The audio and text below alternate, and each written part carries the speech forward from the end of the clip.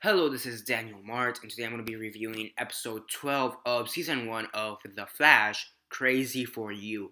So yeah, before I begin, no 10-second spoiler warning as usual for those that have yet to actually watch the episode and haven't already. Stop the video, go check it out, and come back and watch the rest of this review. 10-second spoiler warning as usual, starting now.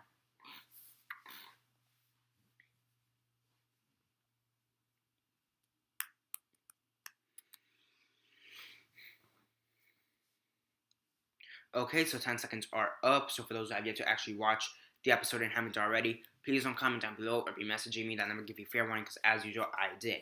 So yeah, episode 12, season 1, The Flash, Crazy for You. What did I think of it? As usual, quick synopsis, likes and dislikes, and then the rate. So yeah, basically here you get the introduction of a few key characters, somewhat key characters for The Flash. First off, you get the introduction of Peekaboo. She's basically another metahuman. We haven't seen a metahuman in a long time, to be honest. Come to think of it, but she's this metahuman who can basically teleport from place to place. So yeah, then you also get this other girl.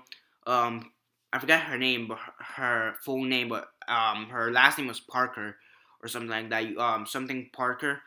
Or I believe I may be wrong, but or something like that. Whatever. So basically Barry Allen he goes to a bar with Katelyn to get back in the social scene, if you know what I mean. And he meets this girl, and he basically meets this girl, and at the end of the episode, they decide to go out. And I researched her character a bit more, and it turns out that she is the wife of Wally West.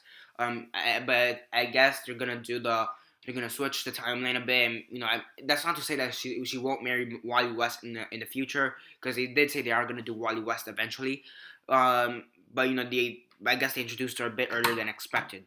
So yeah, and then at the end of the episode, you get Gorilla Grodd. Oh my gosh, that was awesome. The end credit scene or whatever, that was pretty good.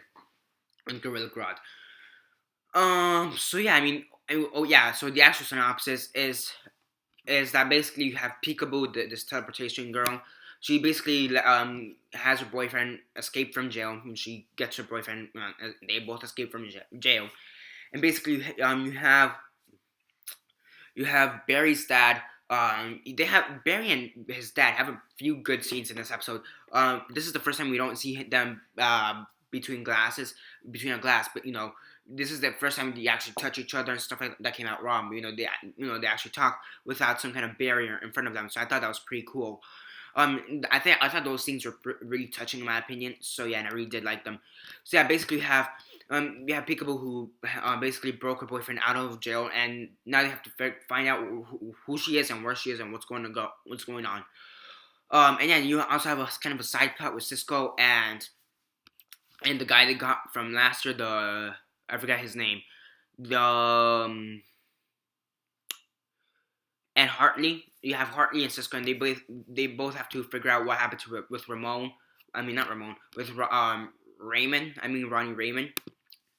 Or yeah, mostly due to the fact that Hartley knows what happened to Ronnie Raymond. So Cisco, he's kind of desperate for some information because he does feel guilty as to what happened with Ronnie Raymond. So he lets Hartley go on the condition that he finds out the information he needs, and he doesn't really he lets him go out of jail for a couple minutes, travel with him wherever, and then he goes back to jail. But he double crosses Cisco and he escapes. So yeah, overall it was a pretty good episode. It's really interesting. So yeah, I thought with all the stories and subplots going on, I thought it was gonna be really weird and the pacing was gonna be really weird. But I was actually surprised that it did flow as smooth as it did, and I really did like it for that. And aside from that, the acting and the writing I do think are really strong in my opinion. Some of the strongest we've seen compared to some of the other DC shows. Constantine has some pretty good acting, some pretty good writing. Gotham has some pretty good acting, pretty good writing. I think it's up there with, alongside Arrow. All the DC shows are pretty good, but I think this one is pretty great when it comes to that. They're all pretty good in their own special ways. So yeah, also Gorilla Grodd, he was all CGI and he looked so realistic. So if they could do that with some really low end money, I wonder what they could do with some really high end money. The overall was pretty exciting, pretty really well done.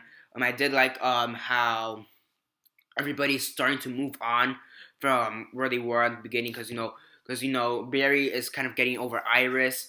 Katelyn, she's kind of getting over Ronnie. Cisco, he's kind of getting over Ronnie, or death of Ronnie, better said. So, overall that was pretty good. I mean, overall there's some pretty good stuff to have in this episode. Great action as usual, great writing, great acting, the usual, pretty good special effects in my opinion. I mean, there were a few times there were just a few times that weren't good in my opinion. Like for example, Katelyn drunk. That, as funny as that was kind of weird.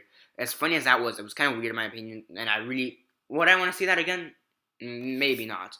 It was funny, but not. It's like one of those things that's a one-time thing. So I mean, there were a few things that were kind of odd about the episode, but overall it was a pretty good episode. So yeah, on a scale of 1 to 10, 1 being the worst, 10 being best, and 6 being decent, I give it a 7.5 out of 10. It's a pretty good episode. Definitely do check it out if you haven't already. And yeah, that's basically it for now. Subscribe if you're not already subscribed. I do movie reviews, TV show reviews, and comic book reviews.